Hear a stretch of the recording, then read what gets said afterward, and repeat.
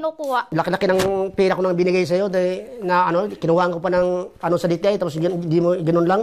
Laki-laki ng pera? Yung una tinda natin, bigas, mga grocery. Ginawa mo, sinirado mo, nagtutungit sa kapitbahay. Hindi mo alam, ang kalaban mo, puro mga Kaya ikaw talaga, hindi ka masahan eh. Kung masinop kang ina, sa sipag ko to, umangat na sana ang buhay natin. Tutungit, hindi ako nagtutungit. Ikaw ang nagtutugal, Noel. Tutungit yan ka naman, ha? Ikaw ang nagtutugal. Ikaw ang nagtutungit, Noel. Pumunta ka doon kinamamitan. Ay, yun lang yung isang business na yun. Pag hindi ka magtungit, na-stress ako sa iyo. nandoon ka sa sabungan. Pag may sabong, nandoon ka sa sabungan. Yan ang tapos sasabihin mo sa akin, wala kang pera. Saan ka nakakuha ng pang-sabong at saka pang-inom? Pang-sabong? Ng alak, kung wala kang pera.